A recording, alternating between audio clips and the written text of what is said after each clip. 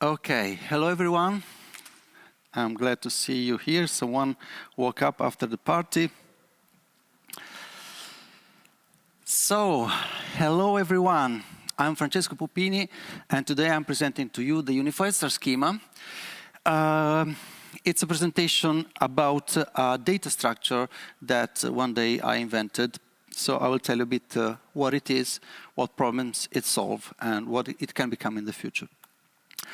So about myself, I am an electronic engineer from Bologna. I did always business intelligence, so I was always working on Click business objects, Tableau, Power BI, ThoughtSpot. These are all software solutions for data visualization. And then I was working on data warehouse. I was working for the company Teradata, and then usually day by day working on Snowflake. Now I'm in particular working for Astrato Analytics, which is a software company creating a new software of business intelligence that competes with the giants like Click and Tableau. And at the same time, I'm an adjunct professor at the University of Bologna in a school of business. So my mission is to make data analytics easier. So this is what we are talking about today, making data analytics easier. So this is Astrato, it's the software that we are building. I am in the back-end part of the R&D team. So basically, behind Astrato, there are all the concepts of the Unified Star Schema. So this is a visualization. There are beautiful things moving. That's not the job that I do. The job that I do is behind the scenes to make sure that this data makes sense, that the numbers that we are showing make sense. So this is the school where I'm teaching, Bologna Business School. It's a beautiful villa, and it's really fun to teach there. So the agenda of today, data analytics, how it is today. And then the second part, we'll see what is the Unified Star Schema. And then I will do a bit of live demo. So it's a very short presentation today. We only have 30 minutes plus Q&A, but I'm trying to shrink as much as possible. Usually, I'm also explaining in detail how it works. In this case, I'll try my best to explain it, but it requires more than 30 minutes. So I'll see what we managed to do. Okay, part one, data analytics today. So by data analytics, I mean everything that is business intelligence, data warehouse, data lakehouse, and also the data preparation for machine learning and especially APIs. APIs is one of those things that where I would like to move next. I've done a lot of business intelligence, and this presentation is about business intelligence, but APIs are the real thing where I'm saying, oh my God, we can do better.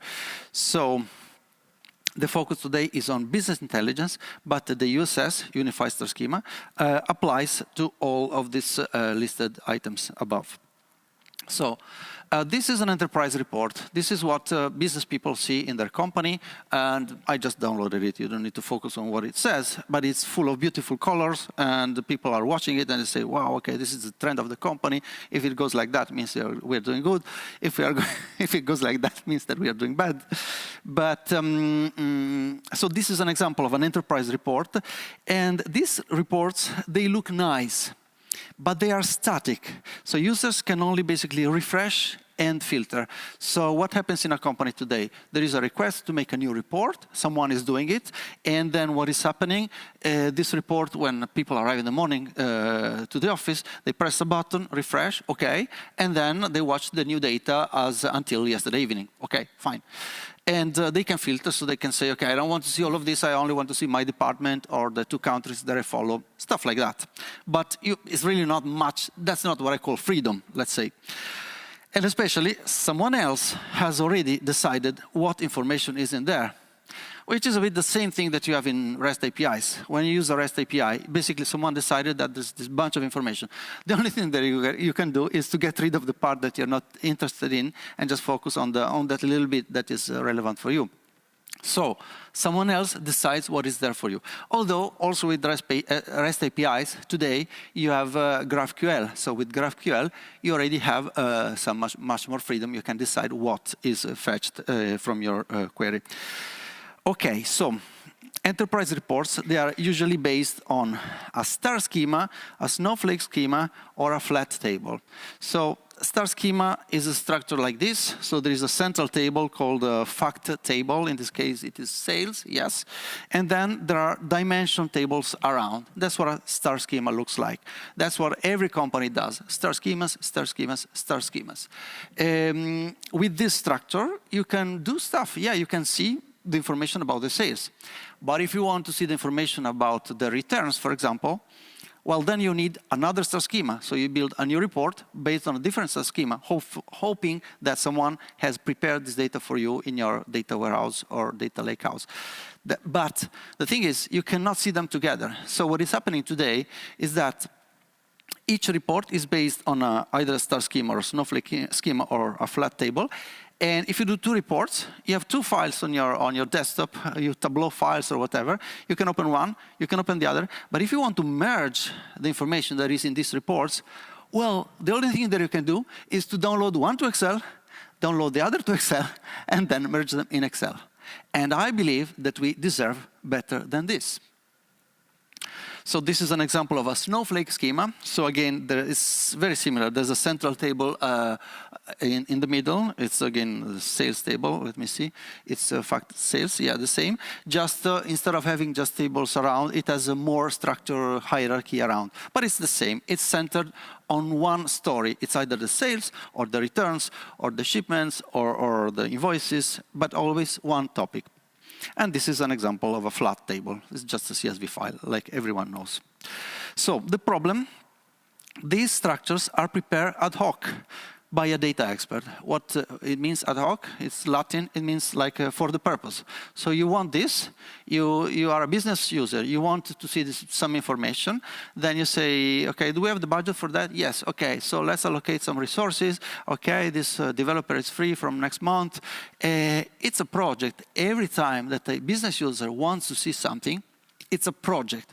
It's expensive and it is painful because there is a lot of waiting, and then there are the tests can fail and so on. So it's a thing that honestly should be improved.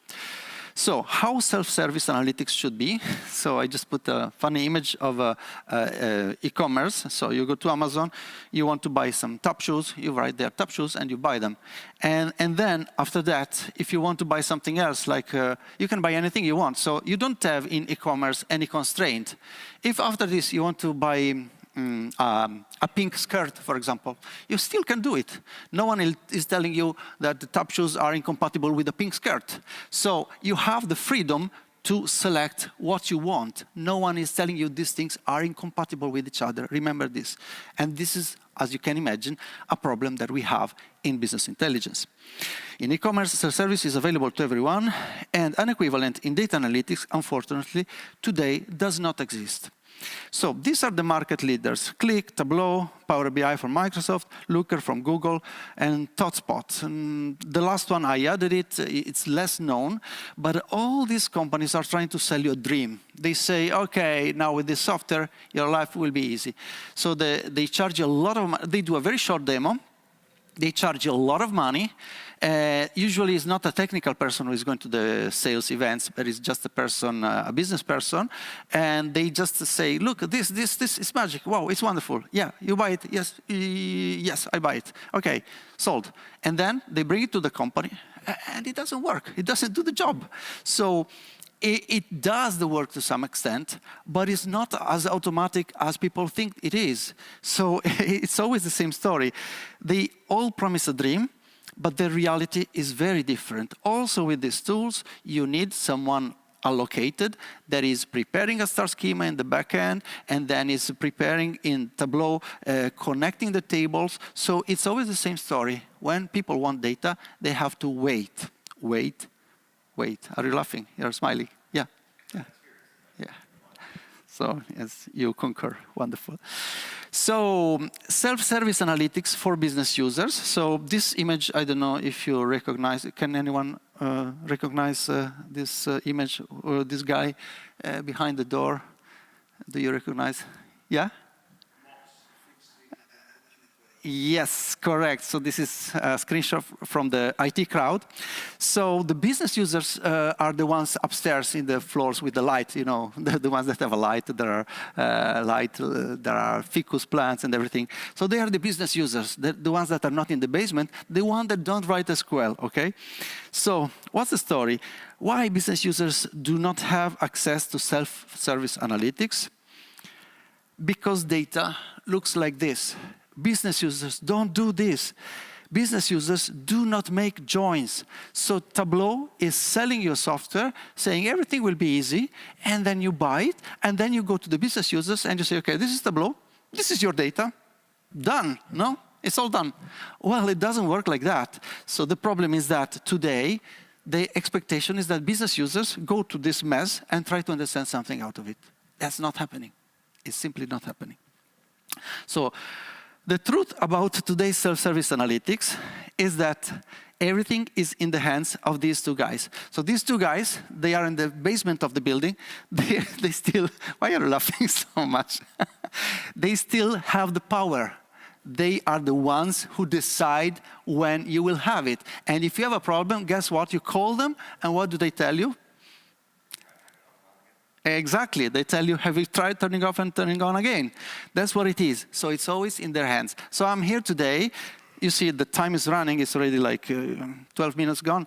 I'm trying to show you that there is an alternative to this. Okay, either I'm crazy and it's fine, but if only a part of what I'm saying is true, I will be a saint because everybody wants to get rid of these two guys. I see a lot of people nodding. That's good. So let's focus on a simplified data set. Okay, so now we focus for a moment. So you have two fact tables here. Actually, I wrote the list. We have two fact tables. They are the ones on the left. So there is the internet sales and the reseller sales. So this is a business that is selling directly to people via e-commerce. And it also has some wholesales, like they are reselling through resellers. And then, for example, customer and reseller, they are dimensions that are only specific for one table. So customer is the user of your e-commerce, and reseller is the company that is buying a bunch of stuff and reselling it. So they are non-shared dimensions. But then you have two shared dimensions, which are, let's see if I can put the mouse there, the laser. Okay, yeah, wonderful. So, and then there are two shared dimensions. They are the product and the promotion. So both fact tables, what is the story? They are selling some product to someone, okay? So the product is a dimension that is used both by this table and by this table. And in this data set, there is a table promotion. It was new also to me, so you're seeing it for the first time, but it's no rocket science. So this company is making promotions, and in their business model, the promotion applies both to the sales online to users and to the sales through resellers. So these are two conform dimensions. And in shared conform dimensions. And in particular for product, you have a hierarchy, so you have the subcategory and the category. So this is the data structure. It's oversimplified, so it's a very, very simple data structure, and the data model behind this, also the data volumes are very small, so it's something that in the year 2023 should not be a problem. It should not be a problem. However, this data set, despite being simple, shows us some major challenges. Okay, now I've made a list of reports. That's a bit boring. I'm not going to read them all, or actually do it quickly, not because you need to immediately position where things are, but just listen to the sound of it. Internet sales amount by product category. It's a very normal report that anyone would want to ask. Reseller sales amount by product category and promotion category. Internet sales amount and reseller sales amount by product category. You hear it's always the same things mixed in a different way, but it's always the same stuff. Internet sales amount and reseller sales amount by promotion category. And then internet sales amount and reseller sales amount by product category and promotion category. Like, you have 4 or 5 things, you just move them. Believe it or not, these 5 reports, they are all similar. However, for example, when you're using Tableau, they require 5 different data models. So every time that your question is slightly different, you cannot go to your Tableau and change a bit. Because whenever you're moving a thing, everything is breaking. So what happens is that you make a brand new Tableau report from scratch.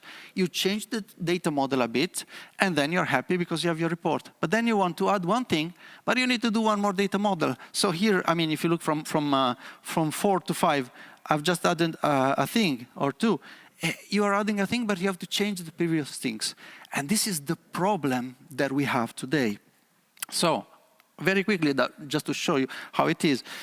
So these 5 reports that I listed here, now they are one by one. So report 1, internet sales amount by product category. You imagine that the business user should go to take this table, internet sales, because it is the one that contains the information about the sales amount. And then they want the product category, which is in a table product category. However, they need to know, and business users, you cannot expect that they know this. They need to know that to connect this and this, because you need to connect it, data must be joined. So you need to go through product and product subcategory. So they need to know that there is a chain of tables, because then you can try to connect the product category directly to internet sales. You will not manage it. So there is this chain of tables.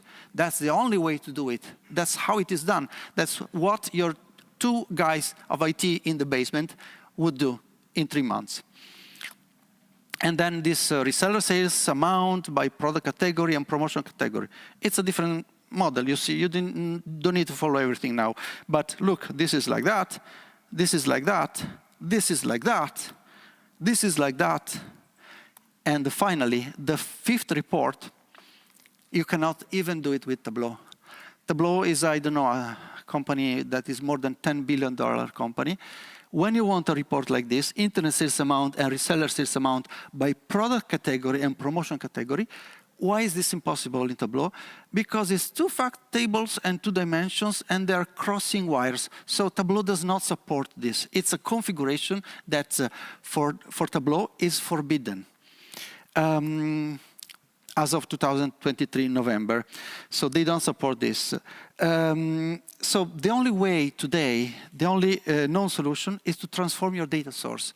So you have to go to the data source, aggregate your data, make joins, and prepare, again, ad hoc a thing to be able to make this stupid, simple report. It's very simple, but it requires a data transformation.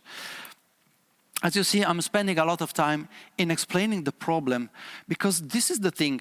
I could start by showing you the solution, but most people do not understand. You're laughing so much. Looks like I'm telling the story of your life or something. Most people don't understand that this is a problem. People may think, okay, but also in the previous company where I was working, it was the same. So that's the way how it is. Yeah, okay. But if there is a way to do it better, I mean, let's try it, no? So this is a nightmare, and especially the 5th report is a nightmare because it's incompatible with Tableau. Can we improve this nightmare? Just for your information, Tableau now released this GIF, animated GIF, showing that one day they will be able to solve that problem, but this is still in beta. They are still working on this. So it's a special thing that is creating this crosswire and solving that challenge. This is not there yet. Tableau is a company that has been there really for a long time, and they're trying to solve this problem, but they are still there trying to solve it. Okay, so this is about today. So, by the way, yes, I put the link to the article that speaks about that future solution. Now, what is the Unified Star Schema? So the Unified Star Schema is a book that I wrote with Bill Linmon. So these 2 people are Francesco Puppini and Bill Linmon, yes. So Francesco Puppini is me, Bill Linmon is this gentleman sitting here, and he is known as the person who has invented the data warehouse. So even the term data warehouse was invented by him, and he's the one who was putting a few years ago the foundations for the data warehouse, the guidelines, and his book is today the referring point for data warehousing. So what I did, I said, you know, you can see that I'm not shy, right? You can see it more or less. So what I did, I wrote to him on LinkedIn, and I said, hello, Mr. Bill Linmon. I am an Italian guy, and I have some ideas, and because you are a very important name, I would like to share these ideas with you to see if we can, if you like them, first of all, and in case you like them, we can try to pitch them to the world. And Bill is very open-minded, so he is already at the top of everything. But he said, yeah, sure, of course. I mean, 10 minutes ago, Bill was speaking at the Neo4j stand here, and he was talking about how text can be converted into a knowledge graph. So this is Bill Inman. So he's curious. And then he said, okay, wow, okay, so let's check it. And then we exchanged the emails. And then he said, Francesco, your ideas are good. You should write a book. And then after a week, he told me, you know, Francesco, let's write a book together. So with my name, you will sell more copies. And that was changing my life. Because it's true, I was selling more copies, but it's not about selling. I was reaching more people. And I was reaching a lot of people. Now this book has been also translated into Chinese. And Bill was in China 3 weeks ago. And he said that we are rock stars. Is this what you said, Bill? Rock stars? Yeah, we are rock stars. So in China. So the heart of the Unified Star Schema is a bridge table. And again, I was calling it a bridge table, but then Bill said, you can call it the Puppini bridge because you invented it. So now I call it the Puppini bridge. This image in particular is taken from an article that some Russian guy wrote about the book on a blog on Towards Data Science and on Medium. But basically the idea is that this scenario, which is the one that I showed to you before, basically 2 fact tables sharing multiple dimensions. This scenario is being replaced by a new schema, which is called Unified Star Schema, which is basically a star schema where at the center you no longer have one fact table, which could be the internet sales, the reseller sales, which one do I put? No, you put the bridge, you put the Puppini bridge in the middle, and that's your starting point. You put the table in the middle, and the table does the magic, because inside it contains all the connectors. So it's somehow, it's a central brain that is able to say what connects to what and how. And it's actually very simple. Normally I explain also how it is inside. Today is going to be a bit challenging, but I'll show you something, definitely.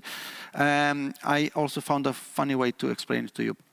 So you start, when you use Tableau, you drag, first of all, the Puppini bridge. And then you drag whatever you want to see.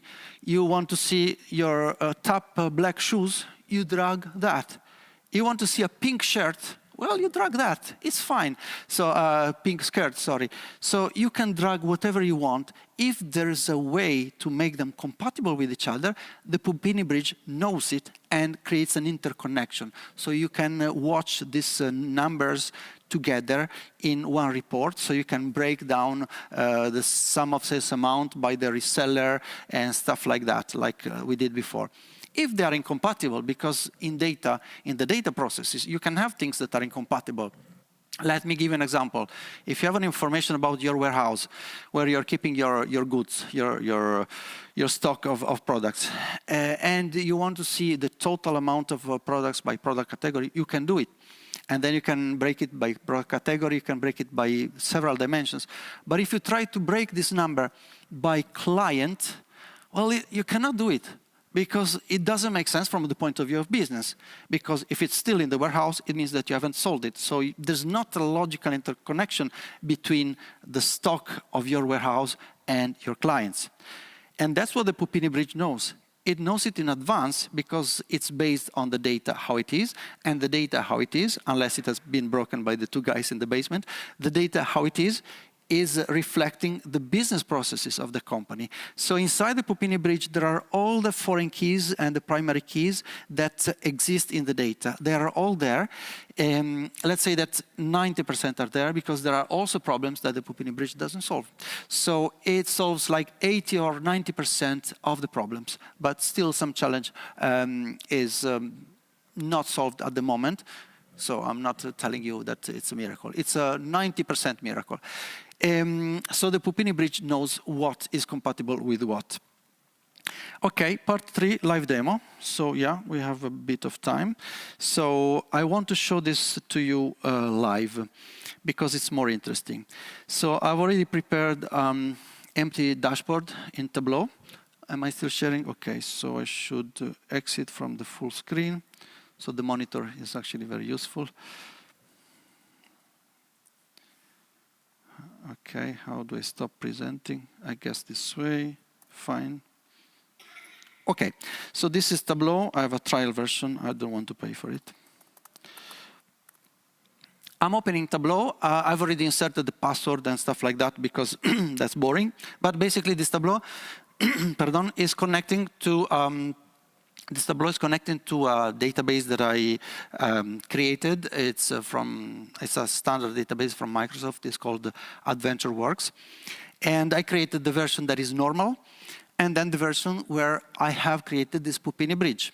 So now, because we don't have time, I don't have the time to show you all the things as they were before. You just saw the screenshots of all these 5 data models that you create by doing tailor-made on a particular report. This you have seen the images, and that's enough. So let's now focus on what you would do with the Unified Star Schema. So I go to the data source here. And instead of, so these are the tables that would be in the classic database of Microsoft. Instead of that, we go to AdventureWorks USS, like Unified Star Schema. So this is a schema where I have created, it's a snowflake schema, where I've created the bridge. So I double click on the bridge, which is the Puppini bridge, and that's it. So you first drag and drop the bridge. And then you, for example, want to see the product category. So product cut is here. You double click, and it's automatically connecting. Every time that you use the Puppini bridge and the Unified Star Schema, things are connecting automatically. When you do it with real data, sometimes you need to go there and say, okay, connect the join, these things. With the Puppini bridge, you don't need that. So you want something, you double click on it, and it's connecting automatically. This is because I follow a special naming convention, which ensures that the things that should be joined, they are identical, and they have identical names. And most BI tools, like Tableau, when 2 names are identical, they are joining by those 2 fields. So I want to see the product category, and for example, I want to see, what was the other? The promotion. Again, I double click, and the promotion is there. As you may remember, in the first report, when I wanted to see the sales, so for example, the internet sales, so I double click, internet sales, and it's connected. I wanted to see the internet sales and the product category. Well, I had to know that they don't connect directly, but I have to go to internet sales, product subcategory, and then product category. So I have to create a chain of tables. Here you don't need that anymore. So it's like shopping. Whatever you need, you just double click and it is there. This is the revolution. So now I want to see also the, let's say, the reseller sales. I double click and it's connected. And then I want to see what else, the reseller. So that's the dimension. So it's for information about the reseller. And I want to see, okay, let's put it all there. I can put the product subcategory. I can put it there, and so on. So everything that is available in the schema that I created, you just put it there. And this is what a Unified Star Schema looks like. It's just one table connecting to all the other tables. That's all. And okay, so that was a demo on how easy it is to use it. Again, now normally I would continue by connecting, by dragging and dropping the fields and showing that the reports are there, are possible. I did it at home. I could open the report and show you, but that's not the point. What I wanted to show you, that it's super simple. And as you have seen it now with 5 tables, well, the limit is the sky. Now, this I'll show you later. The limit is the sky. So you can see now all the tables at the same time. So let me go to this point. Okay, so I made a screenshot again of this. So one data model satisfies all 5 reports. If before you needed 5 different data models to show these 5 reports, now with this one, you have all the 5 reports in one file. So you can move from one tab to the other, everything is there, and everything is interconnected. So if suddenly you want to filter these 5 reports only by your department or by your country or whatever, you just put one filter, and that filter will cascade across the 5 reports. which today you don't have. You need to open 5 files, and you need to put 5 times that filter of your department, so it's many more movements, and data is not integrated.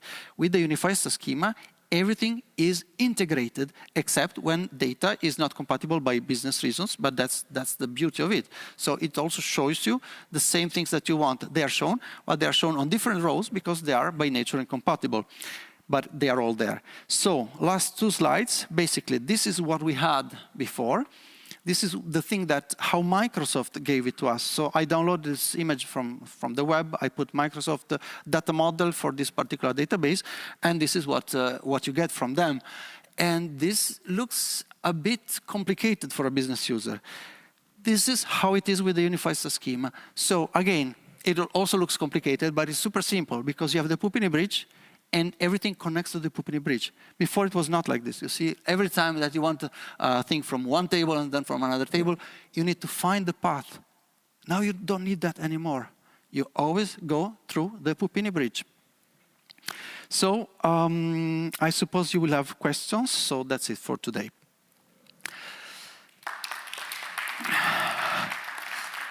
Thank you. So now is the moment of skepticism. Hello, yeah.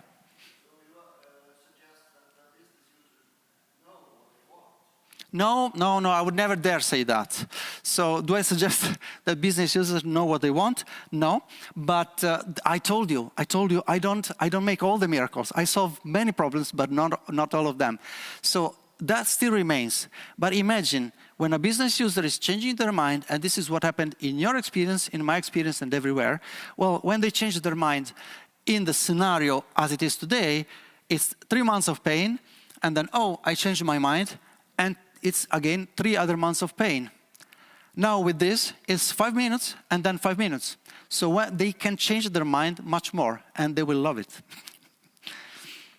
Yeah. Yeah. Sure. Yeah, so the question is, which problems does not solve? Thank you for asking this question. There are a few problems that I haven't solved, but the good news, and I'll tell you in a second, the good news is that sometimes when you're solving one problem, you're breaking something else.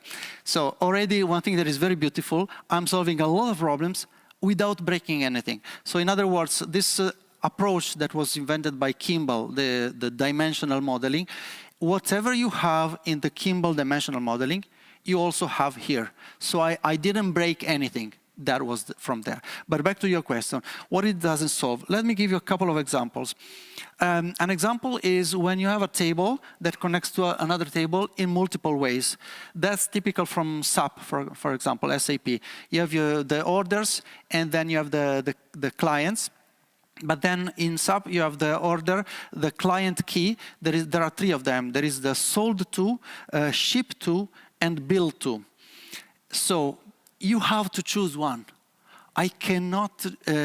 So when you're creating the Unified Star Schema, as well as when you're creating the normal Kimball approach, well, there are 3 ways to connect from orders to customer, and you need to choose one. So that remains. I haven't solved that. So the good news is, it is solved manually today. It will be still solved manually with the Unified Star Schema. You can still connect by the one that is the most common. So you connect, for example, typically in a company, the sold to is the one that matters.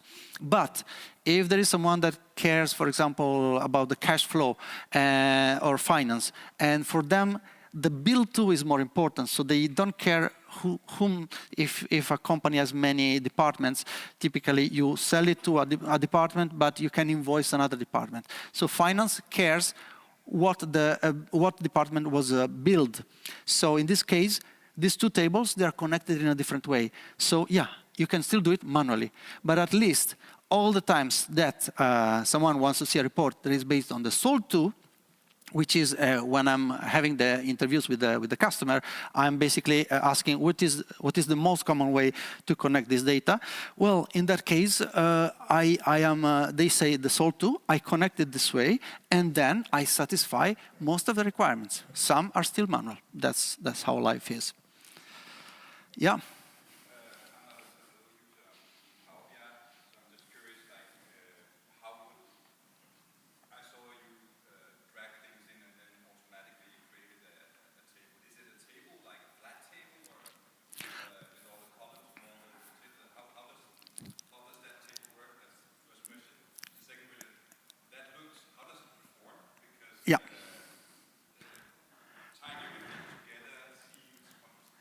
Thank you for the question. I don't think how many minutes we still have. Huh? 6, oh, okay.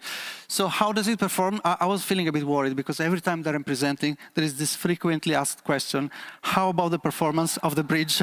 It must be a very large table. And I was being worried. Okay, thank you. So now we are back in the safe mode. Okay, the performance of the Puppini bridge is bad, okay? Because it is a very big table. But I have good news for you. This is an initial concept. And if you think about it, today, even when a company has a very small data set, I've worked in massive companies like Deutsche Bank and everything, but our data set was all fitting in one USB drive. So sometimes even very large companies have very small data sets. So for all those cases, it's solving a lot of problems because with small data, it performs well. Like in Deutsche Bank, I was connecting 40 fact tables with 20 shared dimensions. But in total, it was 5–10 million of rows. So it was really not a problem. So that is fine. When your data is very big, well, that's a problem in any case. You need to solve it in any case. And I am working now with a company. It's called Data Vault Builder. And this company is building an automation solution. So it's a bit like the Toyota just-in-time. So you want a car. They don't pre-build the cars, but you just order it, and then they do it just in time for you. So we do the same. So imagine that you have 100 tables, but you want a report with the 3 tables that are not even the biggest. At the moment, if we work this way, you would drag a Puppini bridge, which is a huge table which contains also all the rows of all those big tables that you have in your data set. So you're dragging a very heavy thing for a report that is not so heavy. That's not ideal. So with this just-in-time approach, you're basically saying, okay, you know what? Build a Puppini bridge just in time for me, where you're only putting those stages. I call them stages. It's like the stages of a rocket. You say, just take this stage, and this stage. You press the button, poof. You have a Puppini bridge with just what is relevant. And then you're back to the scenario of having a data set that is as big as you need it. And in any case, later you are pushing down the queries to the cloud engine. So the cloud engine optimizer is actually performing because we push the calculation back to the engine. And then what is giving to you back is actually the aggregated data. So even if your data is like 10 million rows, but then you want to see the breakdown by country, then it solves the problem, and then it sends the data about those countries. So it's 100 rows or something like that. Yeah.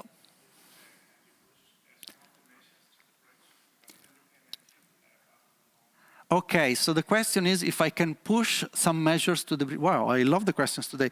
If I can put the measures to the bridge to improve the performance. I tell you more. It's exactly, there's a chapter in the book that says move the measures of the bridge, the measures to the bridge. So there's exactly a paragraph that talks about that. I'm not sure if that is improving the performance, but it's actually giving some more magic, because not always you're just watching the sum of a number. Typically, you have more complex measures.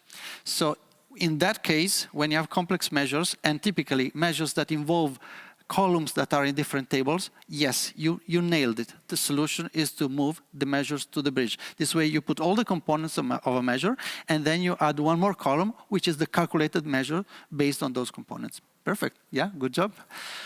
Yeah, I mean, now you may think that I'm crazy.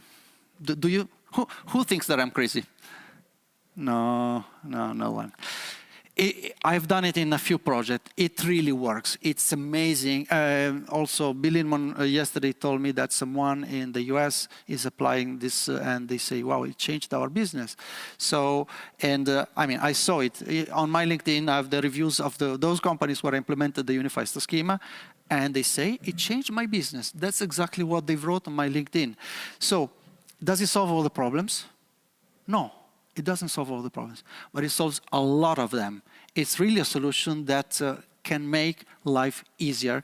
And honestly, if you follow up, add me on LinkedIn. I'm going to add videos more in detail.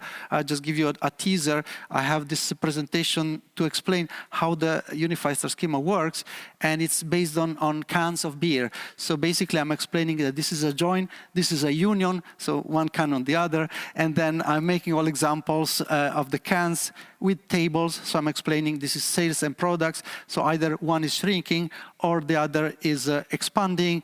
And I'm making all this parallel between cans of beer, or I didn't find the smaller beer, so I had to take Nestea, and the tables. So, with this presentation, I'm also showing that sometimes you need to shrink both cans, like when it is two tables that have only a common dimension together. And then I'm making more and more examples to show how the union works. And finally, I'm showing how the Puppini bridge is built. So this is an example of a Puppini bridge. It has 2 stages. The keys are populated when needed, and they are empty otherwise. So Puppini bridge is a scarcely populated table. And I'm showing how the joints are made. So this, normally I take more time to show this, but basically it saves a lot of time, and it really, really works. I guess we are done for today. Thank you very much.